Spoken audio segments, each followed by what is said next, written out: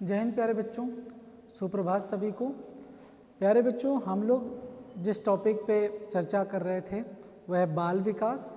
बाल विकास के अंतर्गत मैंने आप लोगों को शैशवावस्था पर बताया और उसके पश्चात बाल्यावस्था पर हम लोगों ने चर्चा किया।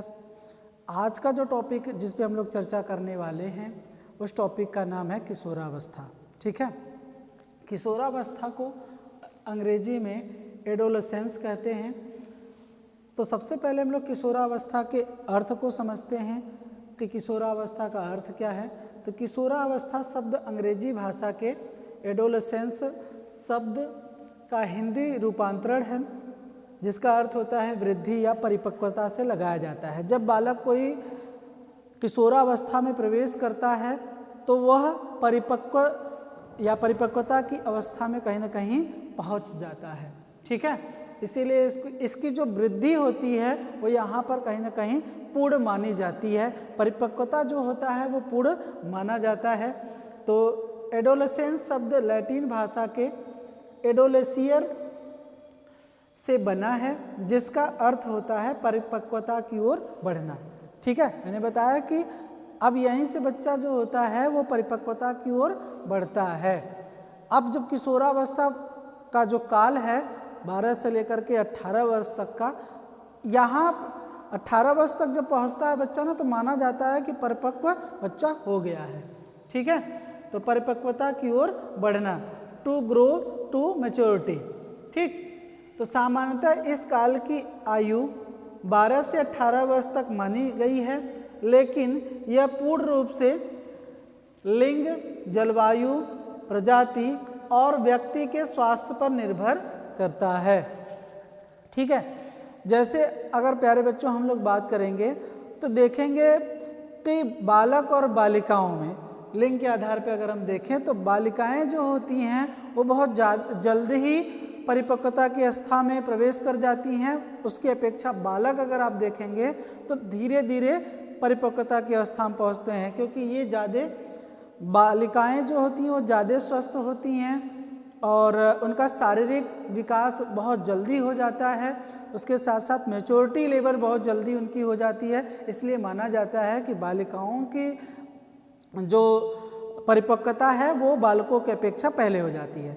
इसी आधार पे आप देखेंगे प्यारे बच्चों कि जैसे शादी विवाह जो होता है, तो अगर बालक जो होता है 21 साल का होगा या 25 साल का होगा तो उस बालक के लिए बालिका जो खोजी जाती हैं विवाह करने के लिए वो 18 साल की, 20 साल की ऐसे खोजी जाती हैं, क्योंकि वो अगर सेम एज का खोजेंगे तो वहाँ पर जो परिपक्वता होता है वो बालिका का ज़्यादा हो जाता है, इसलिए दोनों में तालमेल नहीं बैठ पाएगा। इसलिए आप देखेंगे कि जो होता है वो एज गैप ध्यान में रख करके खोजा जाता है ना।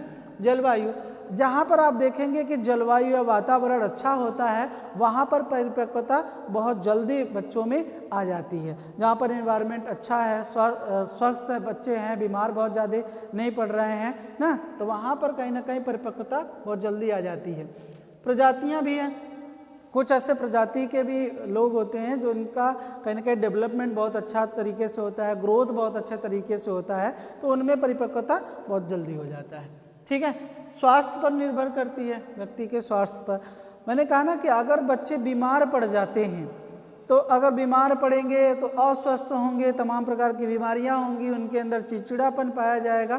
तो जो परिपक्वता होनी चाहिए, जो वृद्धि होना चाहिए शारीरिक मानसिक ना, वो वृद्धि कहीं ना कहीं बच्चों के अंदर नहीं हो पाता है, तो इसलिए वो थोड़ा सा लेट परिपक्वता की अवस्था में पहुंचते हैं। तो इसलिए लिंग, जलवायु, प्रजातियां और व्यक्ति का स्वास्थ्य भी क्या करता है, निर्भर करता है कि वो उसका स्वास्थ्य कैसा है। ठीक है, किशोरावस्था शारीरिक परिपक्वता की अवस्था मानी जाती है। शारीरिक परिपक्वता इसलिए कह रहे हैं क्योंकि यहाँ में शरीरों में बहुत ज़्यादा आप देखेंगे, बॉडी में उनके बहुत ज़्यादा परिवर्तन देखने को मिलता है। बच्चा समझ नहीं पाता है कि हमारे अंदर ये जैविक अजैविक कैसे परिवर्तन हो रहे हैं, हार्मोन्स की वजह से कहीं ना कहीं वो वहाँ पर परिवर्तन देखने को मिलता है। इसलिए शारीरिक परिपक्वता की अवस्था मानी जाती है। ठीक है, इस अवस्था में हड्डियों में दृढ़ता आती है, यहाँ पे बच्चों में क्या है, हड्डियों में मजबूती आती है। यहीं से बच्चे आप देखेंगे सुडौल का है, लंब का है, खिलाड़ी जैसे आकृति के जो होते हैं ना बच्चे, तो उनका देखेंगे कि काफ़ी हड्डियों में मजबूती आती है। तथा अत्यधिक भूख अनुभव होता है। जब इस एज में बच्चे पहुंचते हैं तो उनको भूख बहुत तेज़ी से लगती है, भोजन काफ़ी मात्रा में करते हैं। आप देखेंगे पूरा चाप के एकदम खाएंगे, यहाँ तक भर करके, यहाँ तक खा करके एकदम मस्त से रहते हैं, खेलते कूदते हैं, तो उनका शारीरिक जो होता है डेवलपमेंट वहाँ पे ज़्यादा हो जाता है, या मजबूती कहीं कह सकते हैं आ जाता है।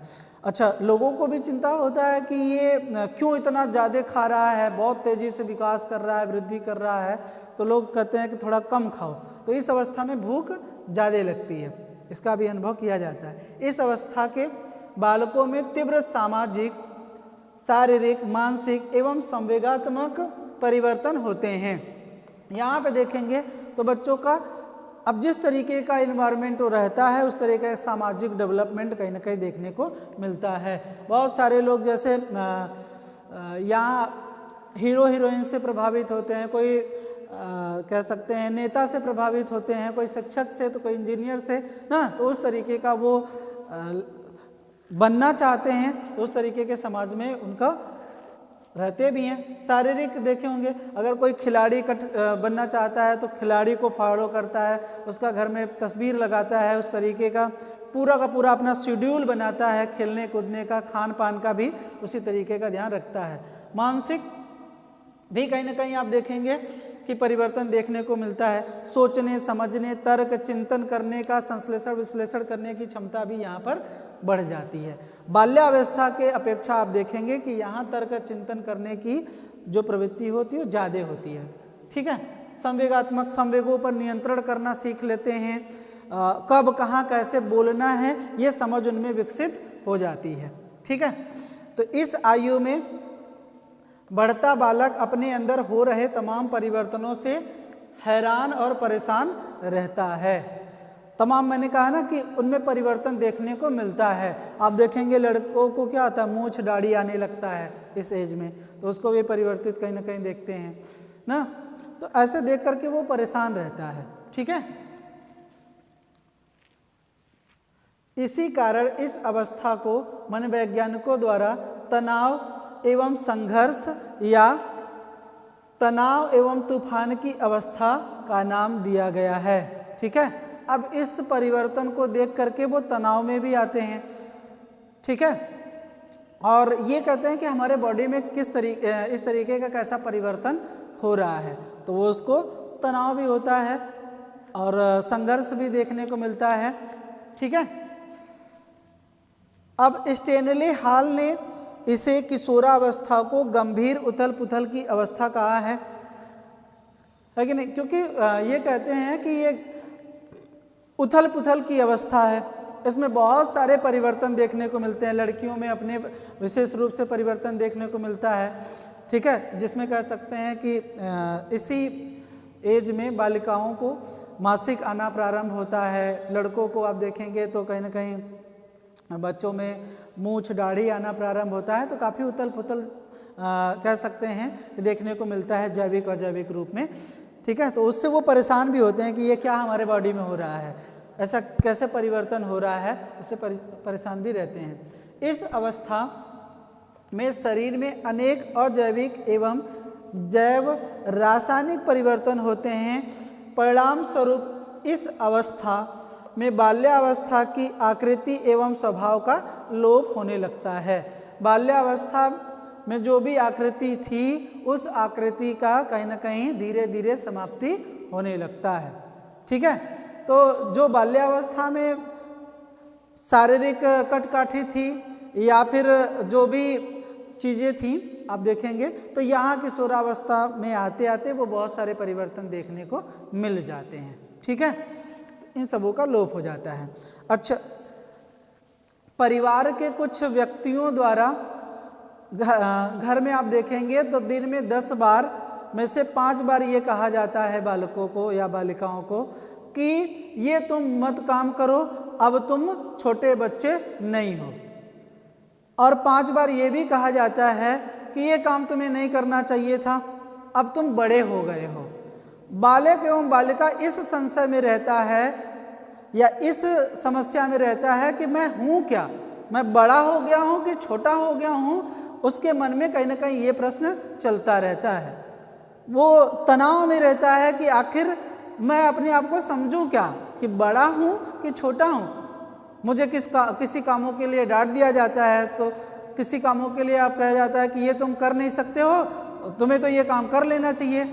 तो ऐसे कहीं ना कहीं बहुत सारे प्रश्न भी उसके मन में चलते रहते हैं किशोरावस्था में। ठीक है प्यारे बच्चों, इसको फटाफट आप लोग नोट कर लीजिए।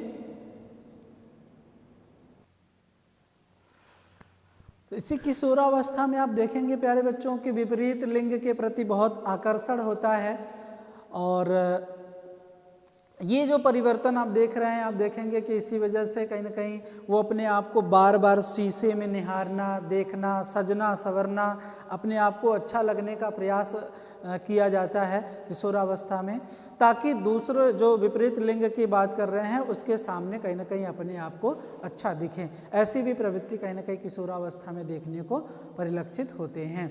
ठीक है प्यारे बच्चों, तो अभी मैंने आप लोगों को बताया किशोरावस्था का अर्थ। आई होप आप लोगों को किशोरावस्था का अर्थ समझ में आ गया होगा।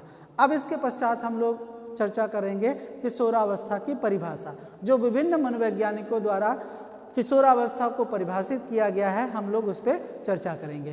तो प्यारे बच्चों, आज के लिए इतना ही रखते हैं। अब उसके बाद पश्चात मैं आप लोगों को अर्थ बताऊंगा। ठीक है, इसको नोट कर लीजिए सभी लोग पहले।